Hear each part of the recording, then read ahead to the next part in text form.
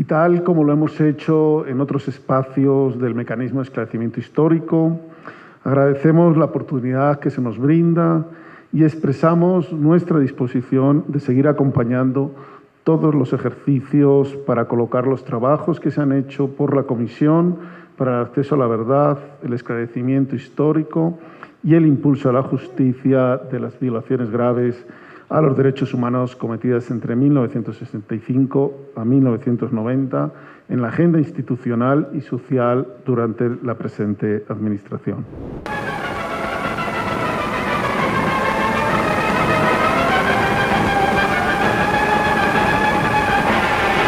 Durante más de 2 horas, la gigantesca columna de algo más de 250,000 personas estuvo llegando a la concentración en el Zócalo para estar presente en el mitin. Tal vez nunca como ahora se había reunido tal cantidad de mexicanos en forma espontánea, consciente y ordenada para exigir el respeto a la Constitución y plantear sus demandas de acuerdo con los derechos y garantías que cada mexicano tiene.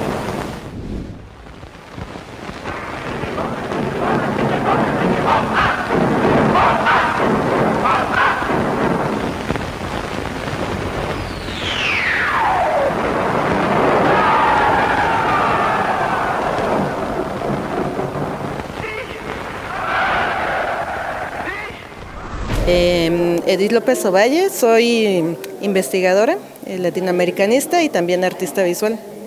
Es la primera vez que se presenta un informe público sobre graves violaciones a los derechos humanos que fue reconocido por el Estado. Fue un trabajo muy arduo, muy respetuoso, que fue muy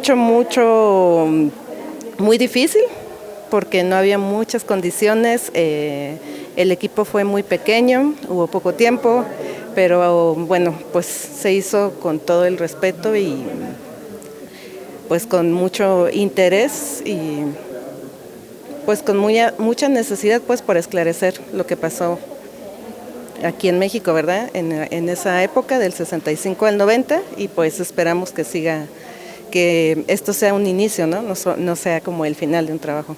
Sobre todo en el sentido de que se dio a conocer pues información muy importante sobre perpetradores que cometieron estas violaciones, muchos que todavía siguen ejerciendo cargos públicos, siguen en el poder o vinculados con gente que sigue en el poder, como sobre todo, como lo van a ver en el informe, las Fuerzas Armadas y el Ejército Mexicano.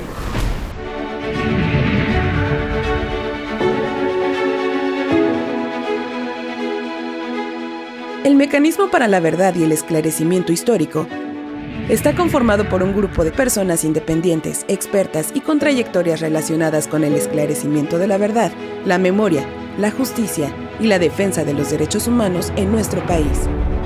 Investigamos los hechos ocurridos en el periodo de violencia política de 1965 a 1990, que constituyeron violaciones a los derechos humanos.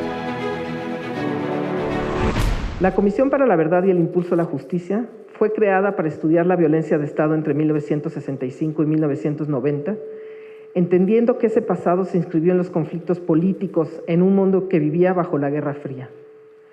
Esta comisión fue creada para esclarecer cómo el Estado utilizó una violencia planificada, organizada y sistemática que violaba los derechos humanos y afirmar que ningún Estado puede desaparecer, torturar o ejecutar extrajudicialmente a ninguna persona, a ningún luchador social o militante político, por su participación en la vida pública.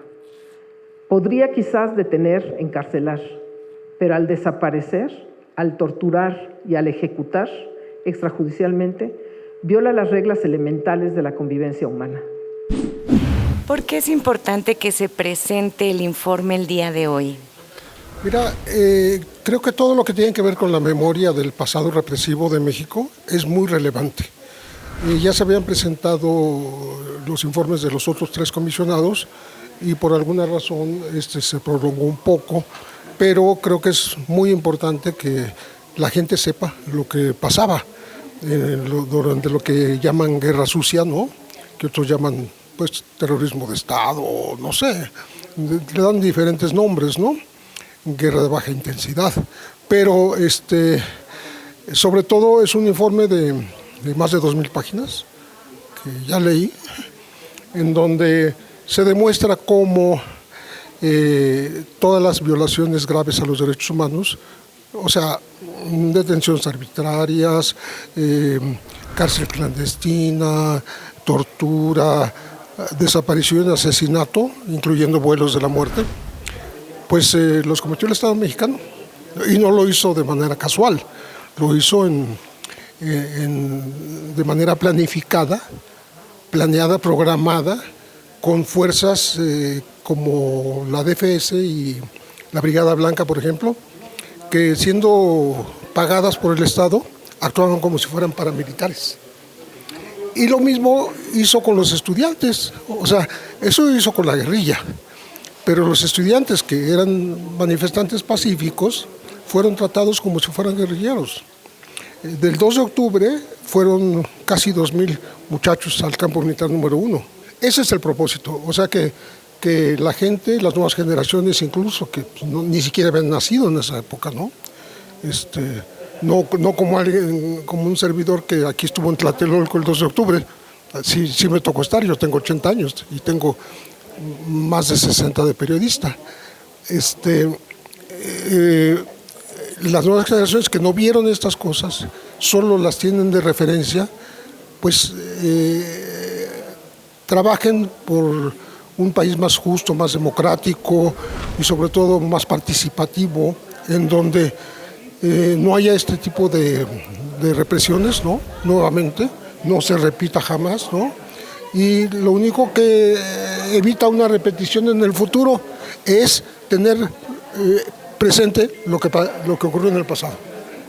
¿Qué le diría a las personas que tienen un familiar desaparecido, caído en la lucha por la justicia? Pues yo creo que primero darle una felicitación por su lucha, ¿no? Considero que esas personas merecen todo nuestro respeto. Nunca hay que revictimizarlas, o siempre hay que darles hacia adelante, ¿no? Y qué bueno que la gente las apoye, las cobije, las acompañe, ¿no? Para que den con sus seres queridos. Lo mismo los de la llamada Guerra Sucia, ¿no? Que los que posteriormente se han dado en México, que pueden llegar a 112,000 personas.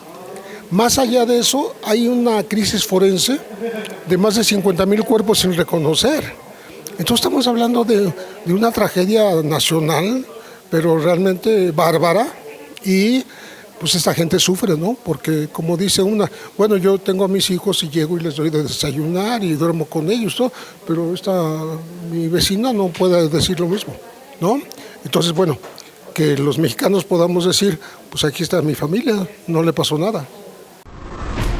Si bien el mandato de la Comisión para la Verdad encuentra antecedentes en otros episodios como la Guerra Cristera o la represión contra el llamado enriquismo, movimiento que unió a varios actores de la entonces incipiente izquierda mexicana, encabezada por Miguel Enríquez Guzmán, antiguo militar revolucionario cercano al general Lázaro Cárdenas, así como el movimiento ferrocarrilero surgido a final de la década de los 50.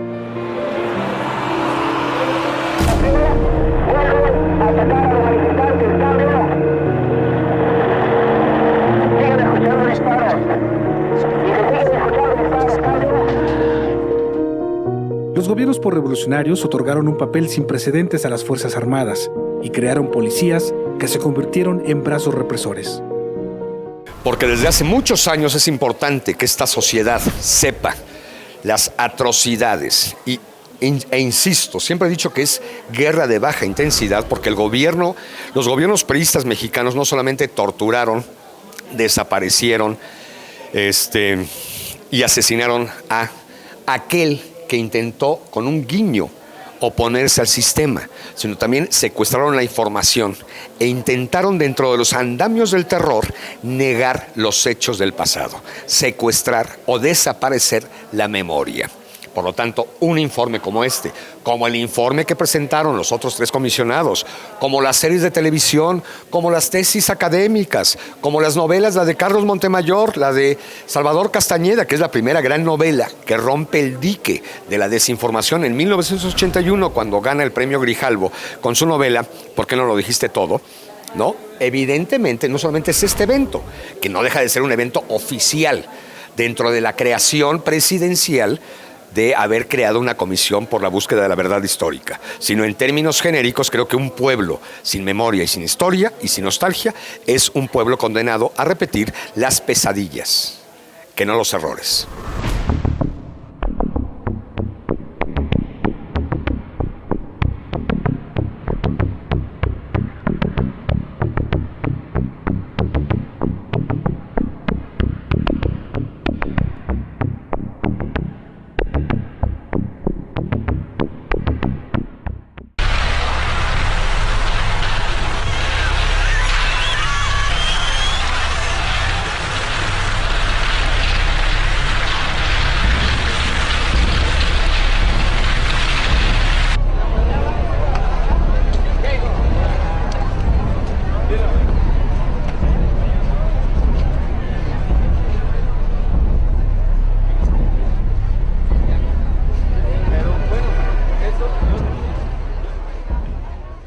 El mandato es esclarecer 3 graves violaciones principalmente.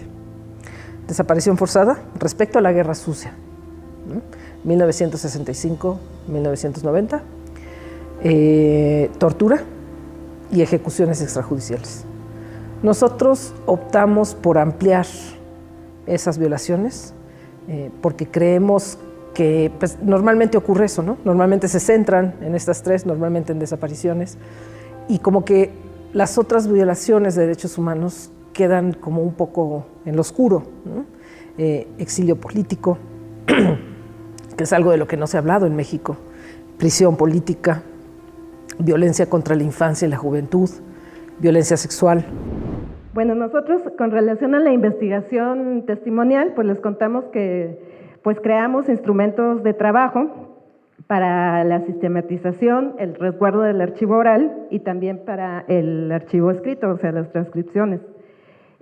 También, pues estos instrumentos fueron pues una guía metodológica de investigación, porque pues nos enfrentábamos a tomar testimonios de sobrevivientes y familiares de víctimas de graves violaciones a los derechos humanos. Entonces habría que tener pues bastante profesionalismo, ética y pues sensibilidad, ¿no?, para tomar estos testimonios.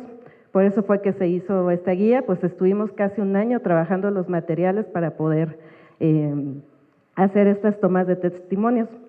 Y otro instrumento muy importante es el consentimiento informado, porque en ese consentimiento es un documento en el que nosotros con los testimoniantes fuimos estableciendo cómo íbamos a utilizar esos testimonios, si se van a hacer de manera pública, si van a ser con reservas, si si se puede compartir en su totalidad, si puede ser solo una parte. Entonces ese documento es como muy importante para poder trabajar con los testimonios.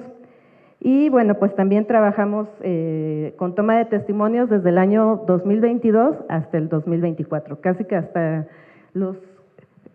julio de 2024, o sea, hasta hace muy poquito seguimos tomando testimonios y no hemos terminado. Esperemos que se dé una continuidad de estos trabajos porque sabemos que nos falta todavía tomar muchos más testimonios. Yo soy Daniela Pastrana, soy periodista, estoy aquí porque me parece que es muy relevante estar en la presentación de este informe y también porque vamos a participar algunos periodistas en la presentación del informe. ¿Cuál es la importancia de este informe? Bueno, nos ayuda a esclarecer, es un trabajo que llevó mucho tiempo, que llevó más de 5 años, a un grupo de investigadores que se dedicaron 100% a tratar de desmenuzar lo que había pasado en este periodo que conocemos como la Guerra Sucia, que en realidad pues no fue guerra, hubo una política de terror de Estado en contra de grupos políticos disidentes. Entonces yo creo que la única forma de que en este país no se sigan reproduciendo patrones de violencia es que empecemos a entender todos lo que ocurrió, las investigaciones que se han hecho amplias sobre este tema y las recomendaciones para que no se vuelva a repetir. Representante adjunto de la Oficina en México del Alto Comisionado de las Naciones Unidas para los Derechos Humanos.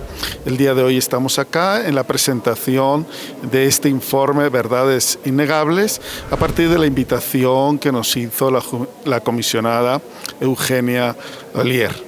Y pues le diría a las familiares víctimas y a la sociedad mexicana en su conjunto, si hoy estamos acá, es por los familiares de las personas que fueron desaparecidas forzadamente, que fueron ejecutadas, que fueron detenidas ilegalmente, por sus familiares, por las víctimas, sus familiares, por las organizaciones que les acompañaron. Hoy estamos aquí gracias a ellos, gracias a esta lucha que ellos han llevado durante años, y informes que sin lugar a dudas abonan a la memoria, pues como decíamos, la memoria no solo es recordar, es también un ejercicio de búsqueda de esa verdad y de rendición de cuentas. Por tanto, pues gracias por habernos permitido conocer esto, gracias a las familias por su compromiso, gracias por la información, por el análisis y sin lugar a dudas que desde la Oficina en México del Alto Comisionado de Naciones Unidas para los Derechos Humanos les seguiremos apoyando en esta lucha por la verdad, la justicia, la búsqueda efectiva, la reparación integral y las garantías de no repetición. Creo que es un trabajo exhaustivo, muy cuidado, muy cuidado. Creo que es una de las cosas que más me impresiona, que está muy cuidado, que está pues trabajándose ampliamente para que podamos saber cosas que quizá no teníamos claras, ¿no? Para mí ha sido una sorpresa, por ejemplo, conocer algunas acciones en estados donde no tenía idea de que había habido guerrillas, como Sinaloa.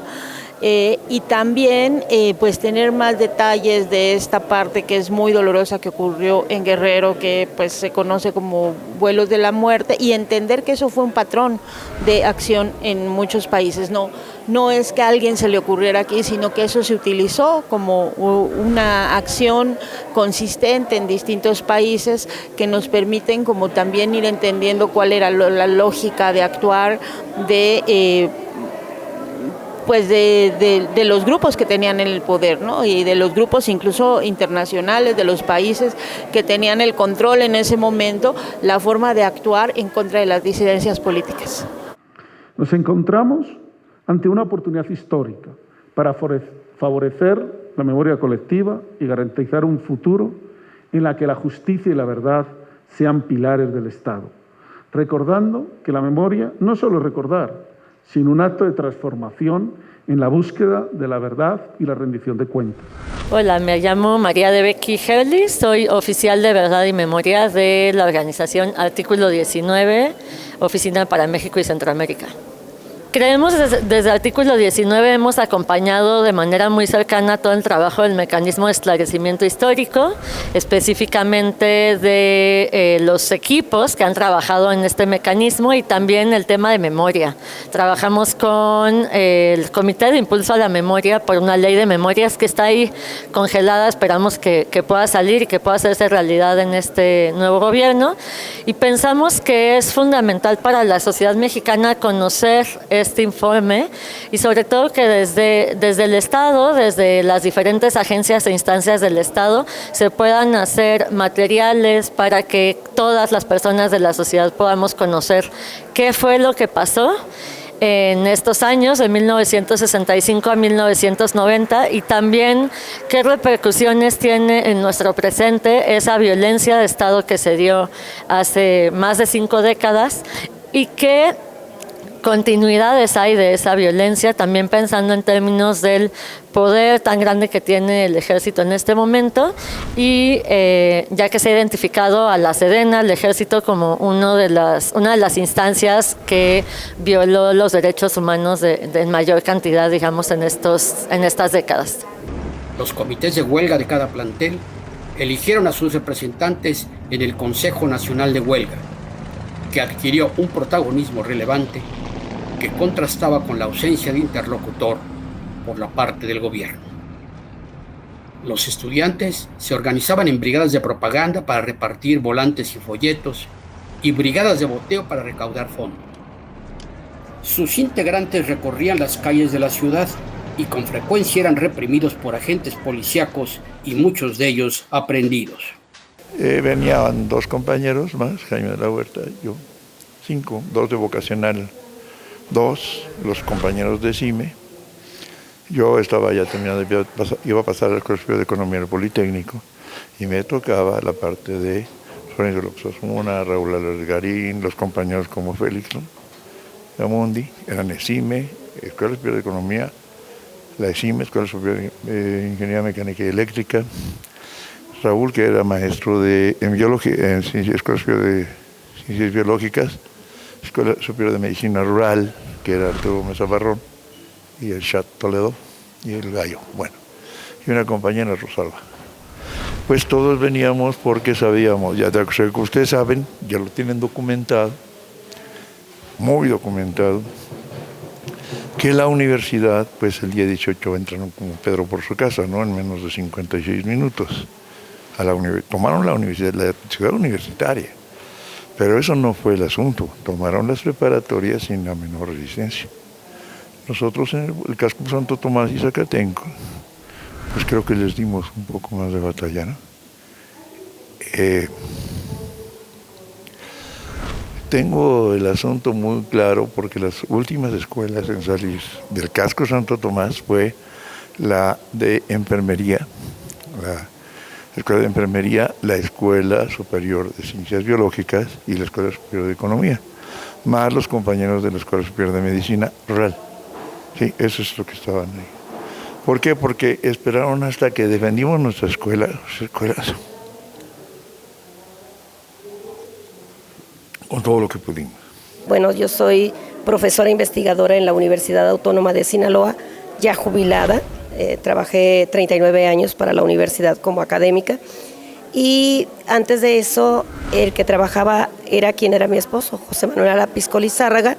Él era maestro justamente en la universidad y también éramos militantes de la Liga Comunista 23 de septiembre y el 19 de agosto de 1977 fuimos detenidos. Él fue, después de haber sido torturado de una manera muy atroz delante de mí, con 8 meses de embarazo, él es ejecutado extrajudicialmente, mutilaron su cuerpo delante de mí y me hicieron parir a mi hijo vendada, amarrada a culatazos en las instalaciones de la 9ª zona militar de Culiacán.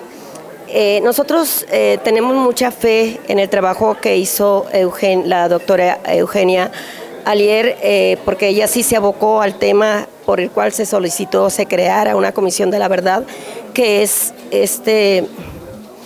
la memoria.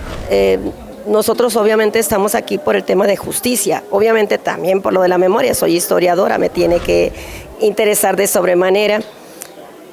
Y cuando la Comisión de la Verdad acude a las instalaciones de la 9ª zona militar para hacer un recorrido, íbamos, entre otras personas, íbamos 4 sobrevivientes que estuvimos allí. Yo inmediatamente ubiqué el lugar. Antes de entrar al lugar les hice una descripción correcta, desde el color y el tipo de piso, el color de las paredes, la distribución de la casa. Por ejemplo, íbamos entrando y les digo, aquí a mi derecha está un baño al cual arrastraron el cuerpo de mi esposo, abrieron la regadera para que terminara de desangrarse después de que él fue mutilado de sus genitales. Por muchísimos años, estos crímenes de Estado, estos crímenes de lesa humanidad, se habían ocultado, se había invisibilizado a las víctimas, se les había borrado de la historia. Se trataba de presentar una imagen distorsionada del México de esos años. Incluso se llegó a poner muchas veces como ejemplo a México de que, a diferencia de las dictaduras que habían asolado a todos los países latinoamericanos y a casi todos los centroamericanos, en México se gozaba de paz social, se gozaba de gobiernos estables, surgidos de un proceso revolucionario que había mantenido con dificultades el consenso y la dominación política sin recurrir a la violencia de manera sistemática como había ocurrido en otros países. Y sin embargo, desde hace años, la investigación histórica, pero sobre todo la resistencia, la lucha, la denuncia, la exigencia de los sobrevivientes hombres y mujeres y de los familiares hombres y mujeres de las víctimas de ese oscuro periodo, hizo que esto no quedara en el olvido. Quienes han participado, quienes hemos participado, quienes hemos sido actores en estos eventos políticos de los que hoy se habla, 68, Madera, la Guerra Sucia, Ayotzinapa, y una lista enorme que por desgracia es tan grande que cuesta trabajo mencionarla de una en una, por el riesgo que alguna se nos olvide, y es mejor decir y todas aquellas. Antes de Ayotzinapa, Alteal, Aguas Blancas, El Charco, Tanguato, etcétera, configuraron y son la prueba de un ambiente de represión, sí, pero también de un ambiente de persecución que duró más allá del acto represivo. Y eso es lo que se convirtió en una práctica común a lo largo del tiempo, a lo largo de los años. Y hoy que estamos recibiendo el informe del mecanismo de esclarecimiento histórico, mencionó Eugenia y mencionaron varios de los demás compañeras y compañeros lo importante que son, por ejemplo, los archivos de la Sedena, los archivos de las Fuerzas Armadas. Y les damos la bienvenida a todas las personas que nos acompañan a esta mesa número 2, cuyo tema es hallazgos y aportes. Estas verdades innegables que mucho tiempo fueron mentiras inaceptables, en donde pues se negaba lo que todos sabíamos y como un mecanismo de defensa primitivo y agresivo, negaban nuestras fantasías de alcanzar una vida mejor. Así como van a poder observar en el informe, sostenemos que el sistema represivo en México en esos años se construyó a partir de 3 grandes pilares institucionales: las Fuerzas Armadas, con especial participación de la Sedena, la Secretaría de Gobernación y sus servicios de inteligencia, la DFS y la Dirección General de Investigaciones Políticas y Sociales, y las policías que actuaron en distintas escalas y que fueron posibilitadoras de los distintos planes de contrainsurgencia para detener, torturar, ejecutar o desaparecer a las militancias políticas y sociales. Estos actores contaron con la complicidad, más o menos activa, de otros organismos, como por ejemplo el Servicio Médico Forense o los psiquiátricos, que fueron engranajes importantes para encubrir las violencias, las violaciones a los derechos humanos y para construir un marco de impunidad. Entre estos grupos, por ejemplo, están los Halcones, los Porros, el Batallón Olimpia, la Brigada Blanca de la DFS, que fueron el brazo ejecutor de operativos planificados. Y esos operativos, que ustedes también pueden consultar en el informe, son los que demuestran la planificación. Es un documento de la Brigada Especial que enlista a 23 personas que se encontraban detenidas en el campo militar número 1 en el año de 1978.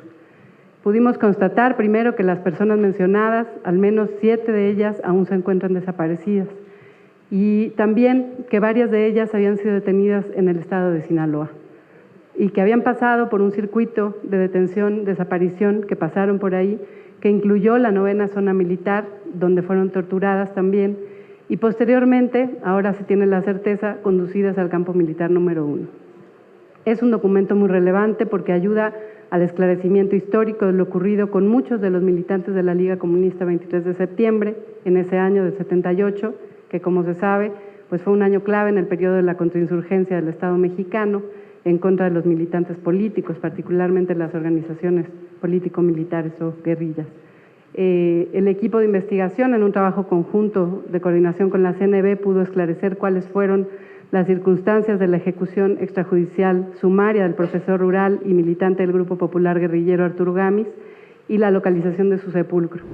En primer lugar, la reconstrucción de esta lógica operativa del Grupo Informativo de Inteligencia entre el 74 y el 80, que por lo general a través de la prensa, diversos medios, conocemos conocemos cómo funcionaban los vuelos de la muerte a partir de las declaraciones de Gustavo Tarín Chávez. Sin embargo, a partir de la revisión del expediente, cuenta con poco más de 15 declaraciones de personal militar que enriquecen el conocimiento de cómo se organizaban y se llevaban a cabo los vuelos de la muerte, desde las detenciones, los traslados, las ejecuciones y la llevada de los cuerpos al mar.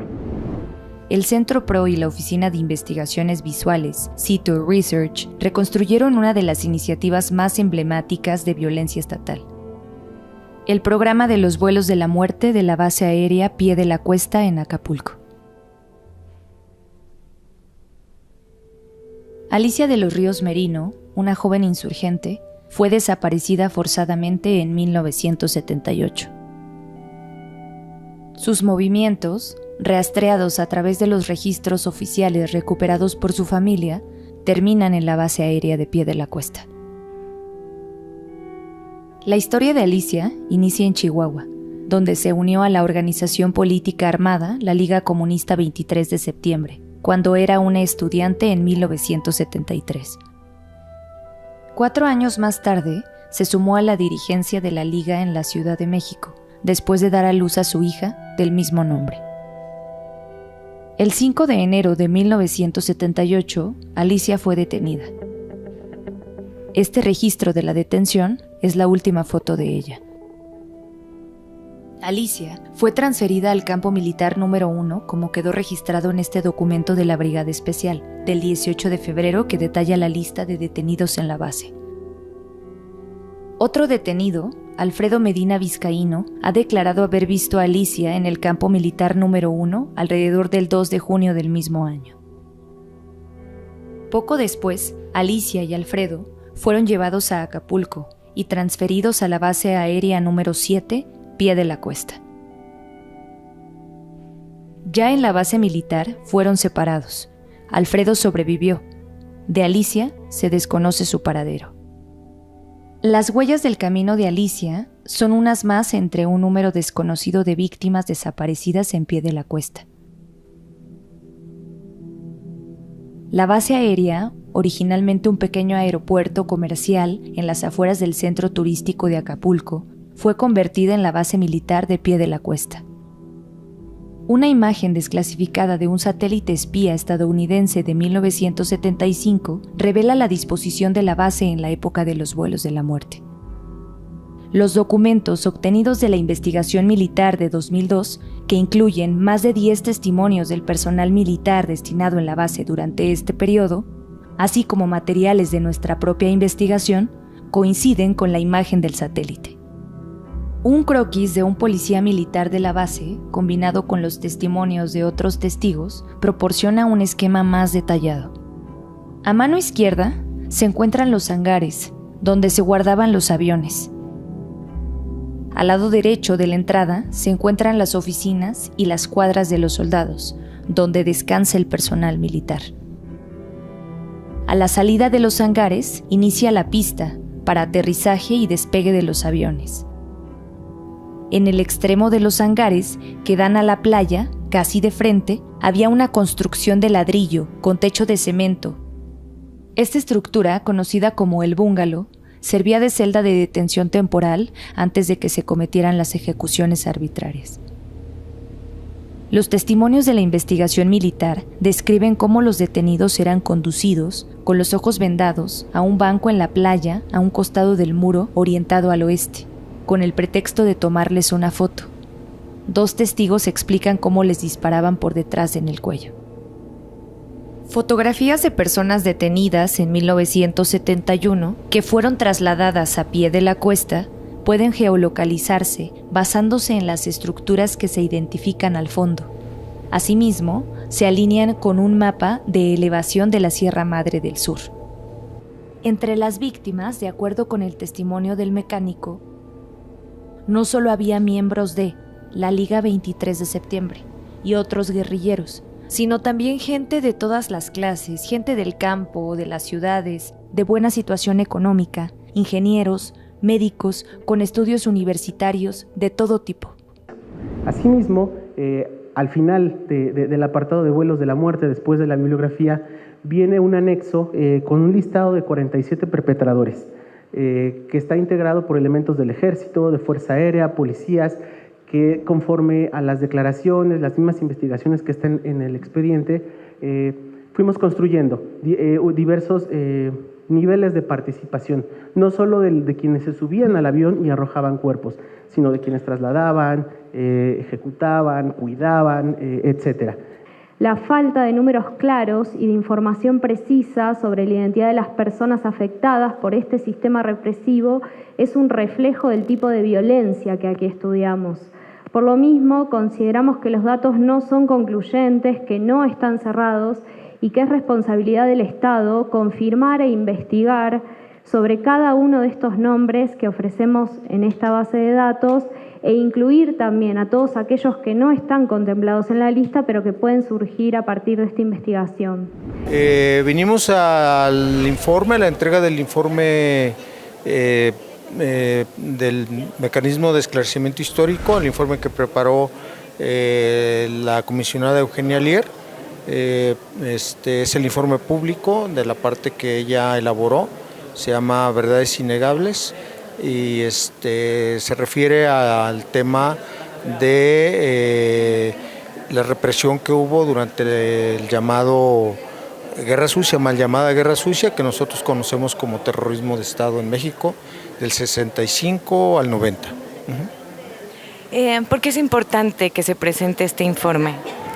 Porque significa para las víctimas y sus familiares un aporte al posible esclarecimiento de muchas de esas graves violaciones a los derechos humanos, en particular los temas de la desaparición forzada, los temas de ejecuciones extrajudiciales, los temas de tortura, ¿no?, que se cometieron en este caso, en este informe que abarca a los movimientos político-militares, a las organizaciones político-militares, al movimiento sindical, a los movimientos estudiantiles y también a la represión que sufrieron los organismos de derechos humanos o las organizaciones de derechos humanos conformadas principalmente por familiares. Anteriormente, el tema de los casos de desaparición estaban como privación ilegal de la libertad o otro tipo penal.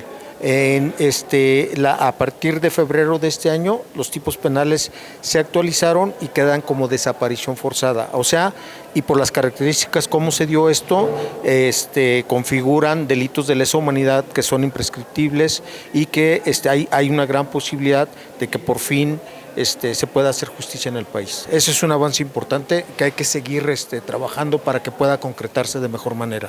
El Estado mexicano cometió violencia política. Esta violencia política fue orquestada y llevada a cabo mediante coordinaciones y programas de contrainsurgencia que cometieron delitos instrumentales, ¿no? Estos delitos instrumentales dieron pauta a, digamos, como en el caso del 68, a cometer un genocidio, en otros a cometer delitos de lesa humanidad. Y ambas descripciones en la justicia internacional es importante decirlo porque son delitos que no prescriben, que siguen vigentes hasta la fecha.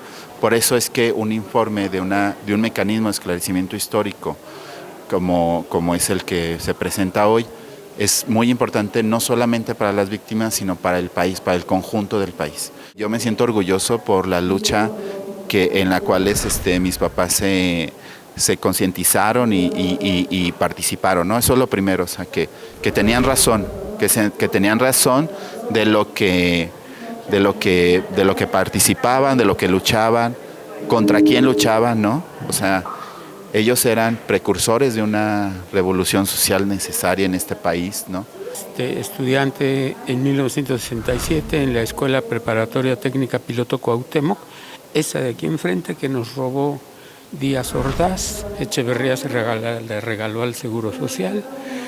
Zedillo ocultó los cadáveres que se descubrieron en los 90 y Peña Nieto la derrumbó. En 1968, estudiante de la Escuela Nacional de Ciencias Biológicas, y actualmente tenemos un colectivo que nos llamamos Brigadistas Politécnicos 6771, porque después del 10 de junio dejamos las escuelas y nos fuimos a trabajar, algunos al movimiento campesino, otros al movimiento popular, otros a movimientos obreros, otros nos fuimos a la educación y al arte, es mi caso, y bueno, varios se fueron a la guerrilla. Entonces, ¿ahora qué somos? Pues ahora somos memoria de lo que debió de haberse conocido y que se ocultó y que se ha ocultado durante años. El país se ha transformado después de nosotros y creo que en gran medida gracias a nosotros o gracias al movimiento que hicimos. El movimiento del 68 sigue siendo ejemplar, el movimiento más importante en la segunda mitad del siglo XX. Nos honra la presencia de Blanche Petrich, que a lo largo de la vida. Cierto que anteriormente se ha dicho y se ha reiterado fue el Estado, pero este enunciado necesita ahondar en estas verdades innegables y sus mecanismos para poder comprender en todas sus dimensiones un hecho de esta magnitud.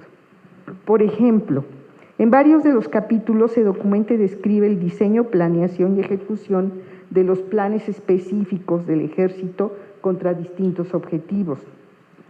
El Plan Operación 1, Plan Rastreo, Plan Telaraña, Diamante, Cóndor y Rosa de los Vientos, donde en un documento al que aludían los compañeros, un documento militar clave, se habla específicamente del objetivo de la exterminación completa de los núcleos de la Liga 23, que habían surgido en la Autónoma de Sinaloa.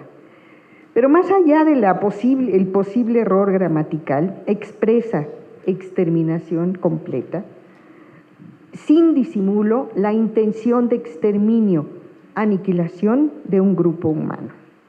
Lo cita el informe a los abogados que litigaron por los presos políticos: Rojo Coronado, Fernández del Real, Andrade Gressler. A los primeros comités de madres buscando a sus hijos, semillas de lo que tenemos hoy, el Comité Eureka, la deuda de vida que tenemos con Rosario Ibarra de Piedra y las Doñas, la Liga por los Derechos Humanos, Comité 68 y sus primeros pasos por juzgar al Estado por genocidio, el comité que se formó en Oaxaca por los Martínez. Con el tiempo se articularon los frentes como el Frente Nacional contra la Represión y se vincularon con sus pares internacionales. Todo adquirió una dimensión internacional a partir de entonces. Los religiosos y religiosas de la Teología de la Liberación y los comités eclesiales de base, honor a Sergio Méndez Arceo, Samuel Ruiz y Miguel Concha, entre otros.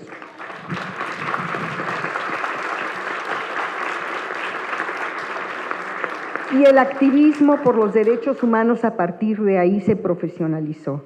El PRO, el FRAIBA, el Vitoria, la Red Todos los Derechos para Todos, todos esos organismos internacionales que hoy nos hacen fuertes, internacionales quiero decir, perdón, de los estados regionales que hoy nos hacen fuertes.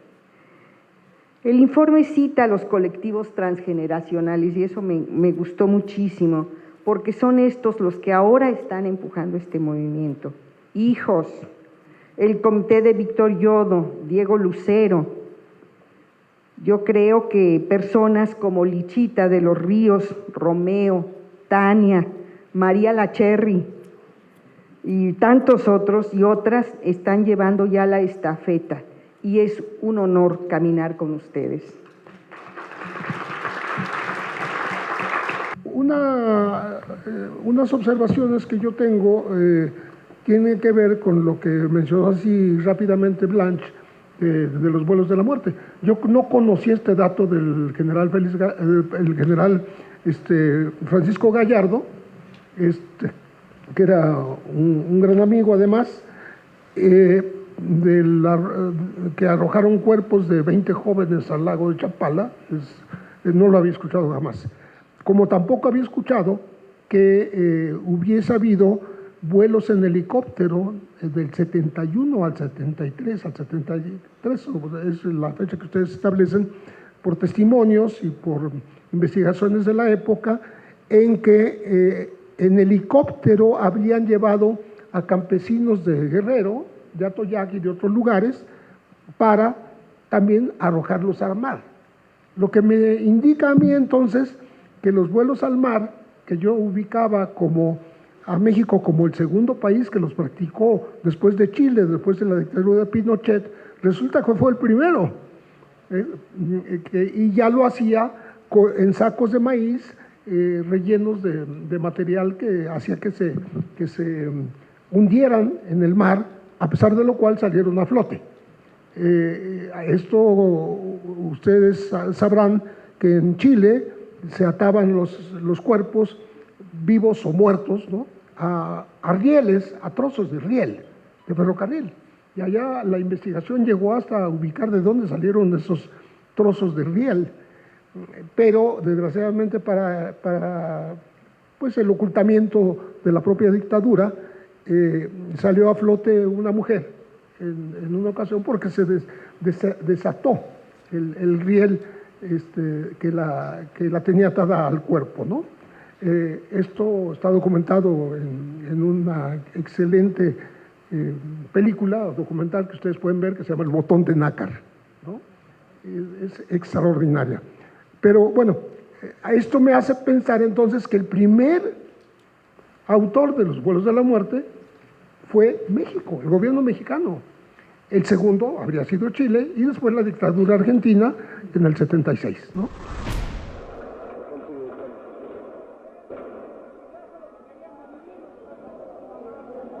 Los atacantes de la manifestación del 10 de junio de 1971 habían sido identificados meses antes como un grupo de choque llamado Los Halcones. Las imágenes ponen en duda la versión gubernamental de un enfrentamiento entre estudiantes y revelan la coordinación entre el grupo de choque, identificado como Los Halcones, y la policía.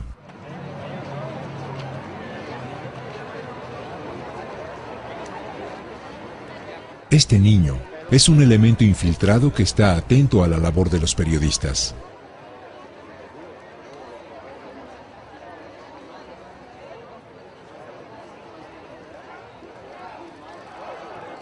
Más tarde, aquí, informando a dos hombres que minutos después actúan coordinadamente con la policía.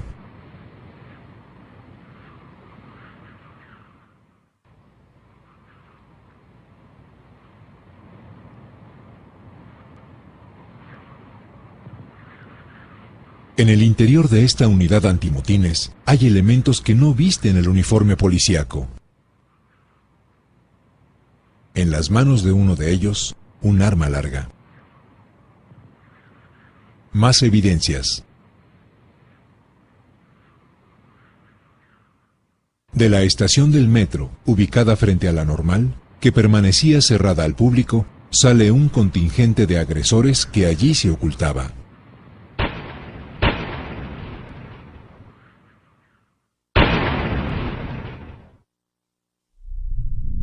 Este halcón, durante décadas, el más conocido símbolo de este grupo, resulta herido durante el ataque.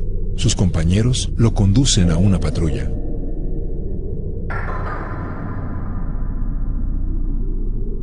Momentos después, es trasladado a una ambulancia.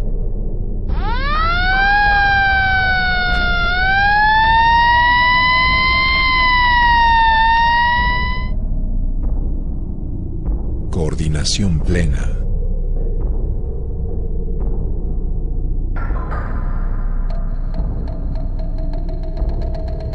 Un grupo de halcones saluda el paso de un camión de granaderos. La complicidad que deja hacer al grupo atacante.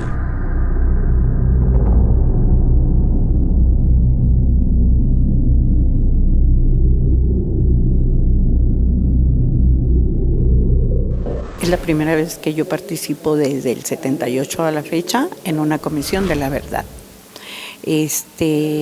Realmente nosotros sí esperábamos mucho más, ¿verdad? De que nos dieran la información del paradero de nuestros familiares, eso sigue pendiente, de que se lleve a juicio a los responsables, eso sigue pendiente, de que se pida perdón porque ese es un delito ya prescrito, de que es un crimen de Estado, delito de lesa humanidad, y pues la reparación integral. Mucha gente se nos está muriendo y alguna gente no tiene ni atención médica. Mi hermana Leticia es María Leticia Galarza Campos. Ella tenía 26 años cuando la detuvieron, desaparecieron de aquí de Ciudad de México, ahí en la colonia Gertrudis Sánchez.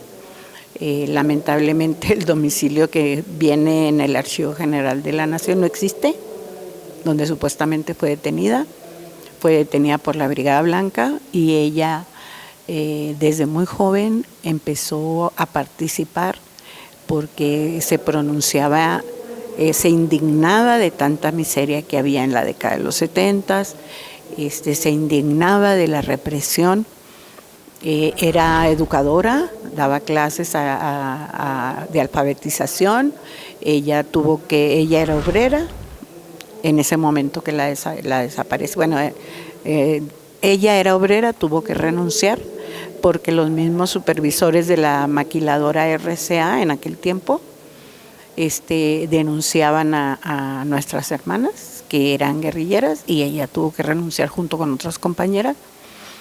Pero como te digo, su lucha todavía no es entendida, porque cuando hubo la represión y el exterminio, ellos decían que ellas eran delincuentes, robabancos, de todo las tachaban, pero era parte de una política que era justificar la represión. Una mujer muy consciente, muy cariñosa, muy participativa y muy valiente, lo que yo no tenía. Muy valiente porque cuando ella da a luz a una niña, y su suegra le dijo, la señora Gloria Sarmiento, que afortunadamente está viva. Ella duró 1 año en el campo militar número 1. Ella le dijo, vamos a retirarnos ya, a replegarnos. Están desapareciendo mucha gente, la liga ya está infiltrada, entonces para sobrevivir vamos a replegarnos. Y ella dijo, no, yo le voy a seguir y estoy segura que vamos a triunfar.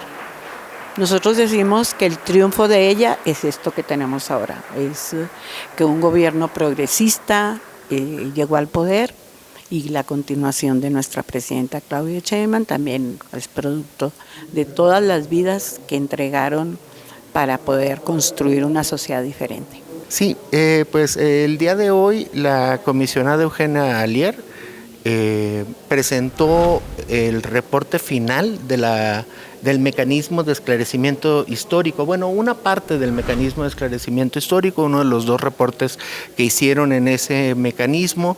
Es un reporte muy importante porque reafirma el compromiso con la verdad, la justicia, la no repetición que tuvo el presidente Andrés Manuel López Obrador, y que ha reafirmado nuestra presidenta Claudia Sheinbaum, pues desde su primer mañanera, desde el primer día de gobierno. Estos trabajos, estos ejercicios de memoria histórica por todos los luchadores y luchadoras sociales que nos tienen aquí, en un país libre y democrático, son muy importantes. Yo traje la voz de la Secretaría de Gobernación, entonces es una cosa muy interesante, compañero, porque antes la Secretaría, desde donde se mandataba la represión, pues ahora nos dicen no, vayan a acompañar a los movimientos sociales, a los ejercicios de memoria, acompañen al pueblo y reivindiquen la lucha, no solo de los que estamos aquí, porque los que estamos aquí podemos mantener